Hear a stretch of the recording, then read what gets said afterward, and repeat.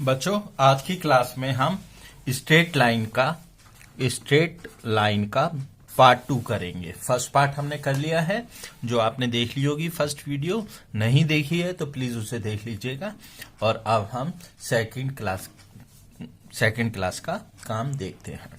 देखिएगा, अगर मैं आपसे कहता हूं कि एक लाइन है ना, इसने एक्स एक्सिस के साथ दो एंगल बनाए, एक तो ये वाला और एक ये वाला बनाए। अगर मैं एंटी क्लॉकवाइज वाला एंगल देखूं, ऐसे एंटी क्लॉकवाइज और ऐसे क्लॉकवाइज, तो एंटी क्लॉकवाइज वाला एंगल देखूं तो उसका tan मेरा स्लोप कहलाता है।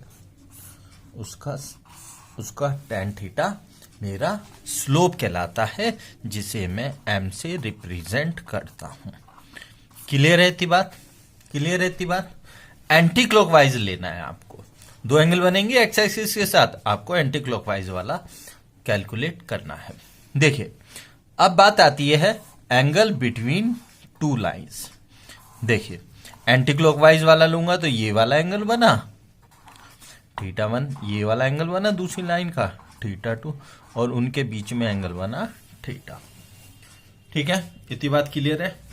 तो एक बात तो पक्का हो गई, θ1 इज इक्वल टू θ प्लस θ2 के बराबर है। ठीक है, क्योंकि एक्सटीरियर एंगल इंटीरियर एंगल के सम के इक्वल होता है, ये पढ़ाई था आपने। तो θ आया मेरा θ1 माइनस θ2।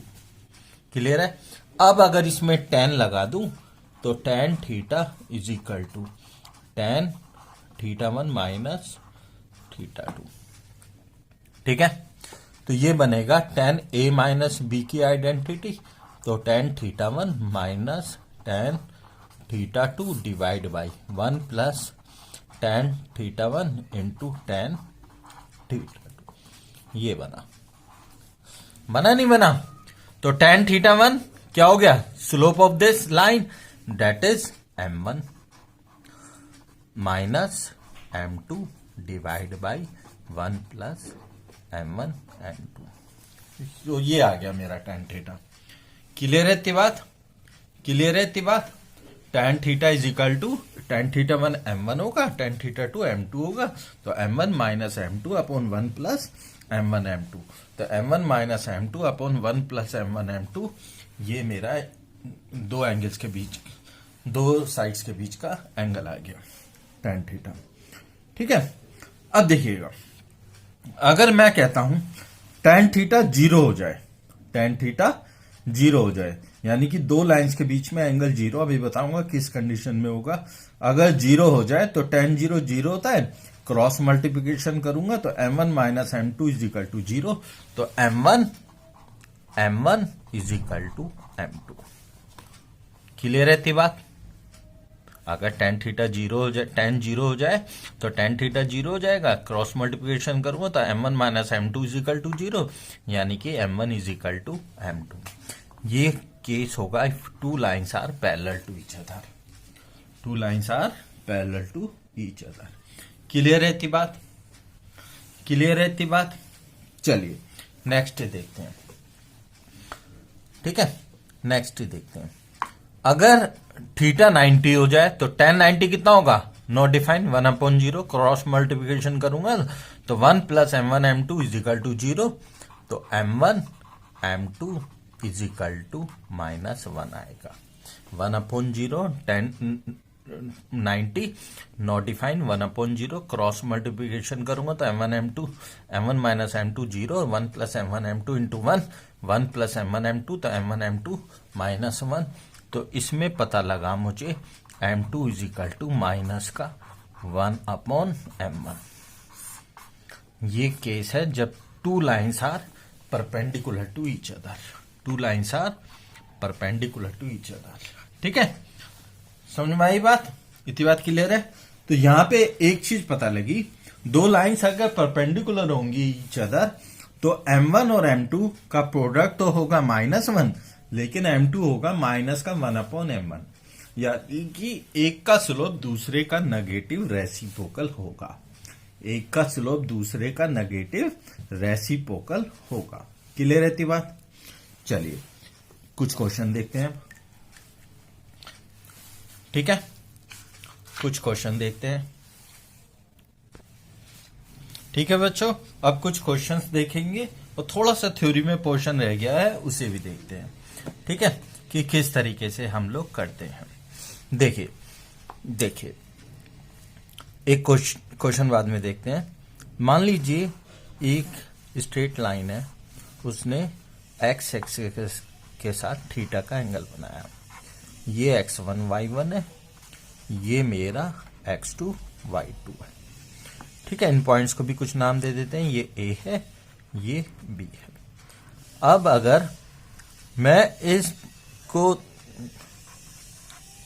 अगर इसको मैं देखूं तो ये थीटा तो ये भी थीटा, कॉरस्पॉन्डिंग एंगल है।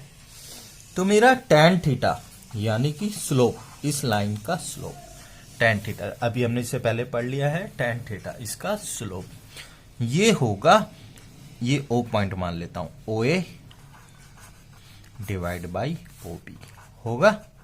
इसमें तो कोई कंफ्यूजन होगा नहीं। ये जो O पॉइंट है, ये जो मेरा O पॉइंट है, ये पॉइंट क्या होगा, x2, y1, याली हाइट है y1।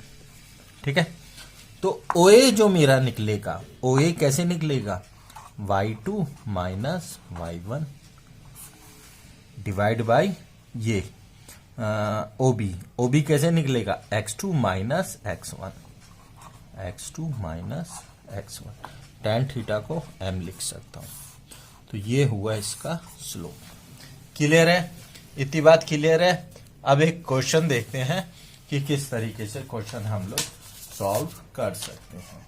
ठीक है, एक क्वेश्चन दे रखा है, इसके आगे देखिए एक पॉइंट है, 3 पॉइंट दे रखे हैं, A, B, C, A, 0, AT² 2AT1, AT2² 2AT2, और मुझसे कहा है फाइंड T1 T2 को फाइंड करिए। तो मैंने स्लोप ऑफ AB निकाल लिया, स्लोप ऑफ AC निकाल लिया।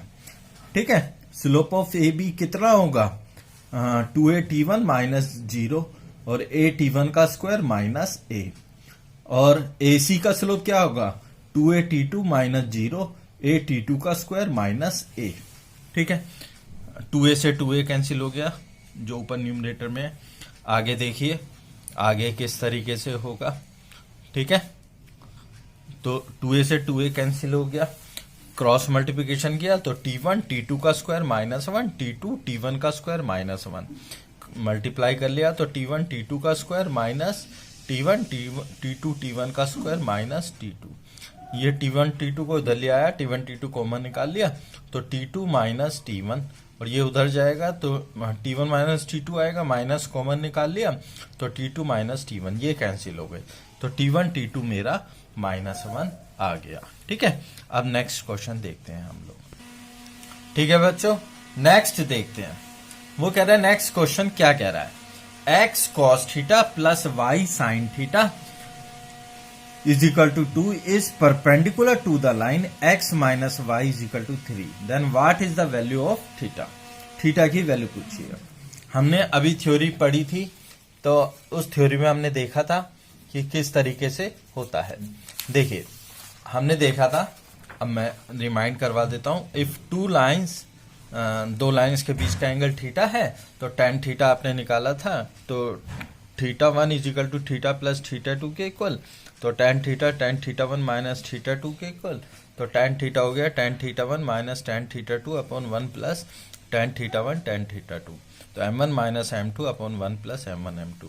मैंने बताया था इफ 2 लाइंस आर पैरेलल तो उनके बीच का एंगल 0 होगा, तो tan 0 0 m1 is equal to m2, और m1 m2 is equal to -1, m2 is equal to minus का 1 upon m1 if 2 lines are perpendicular to each other.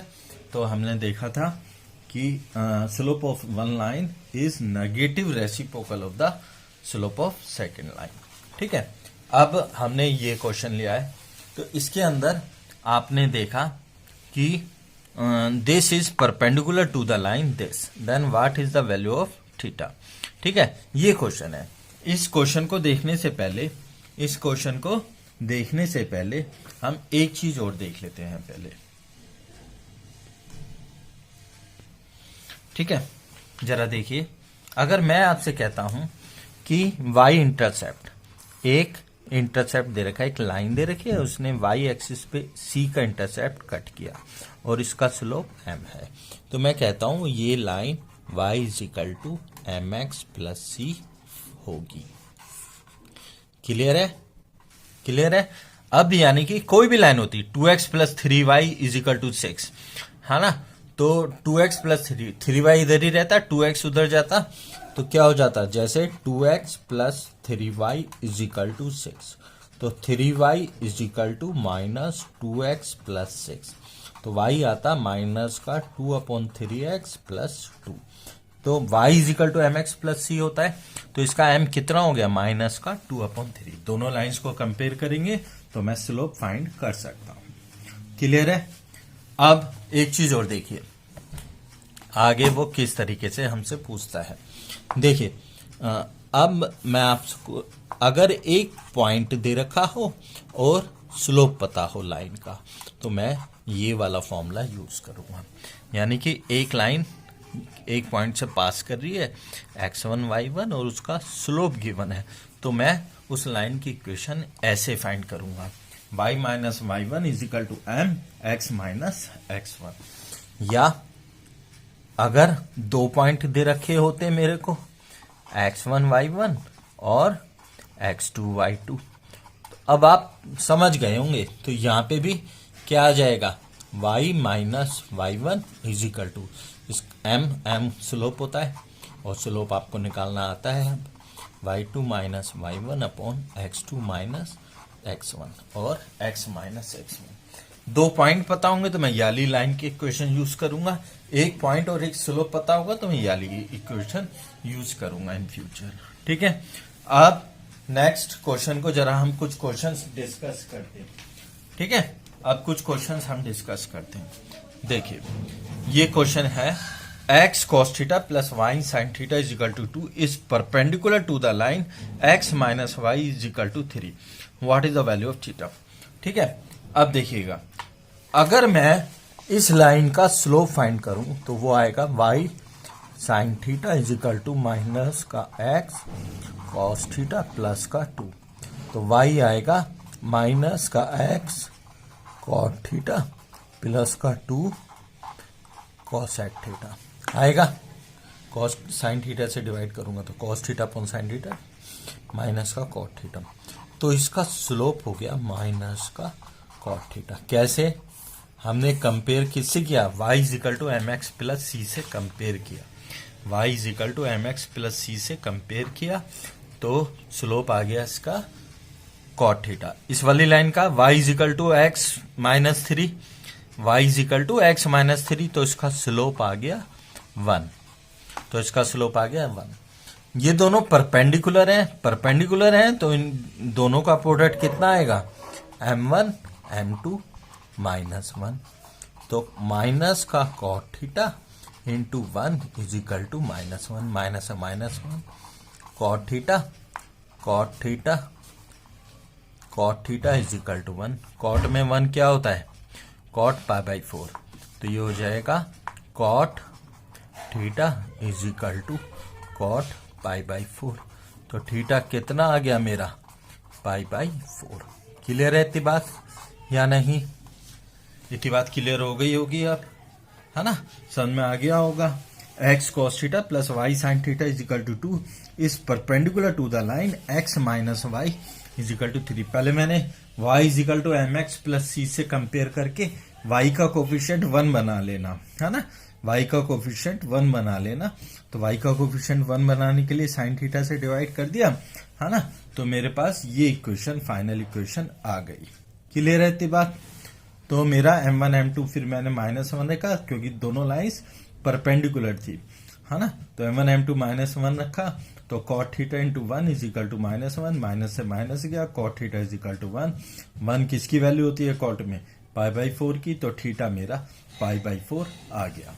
ठीक है, अब नेक्स्ट क्वेश्चन देखते हैं, एक क्वेश्चन और करते हैं। चलिए नेक्स्ट क्वेश्चन देखते हैं। वो कह रहा है find the equation of A line, find the equation of A line which passes through the point of intersection of these two lines and having infinite slope.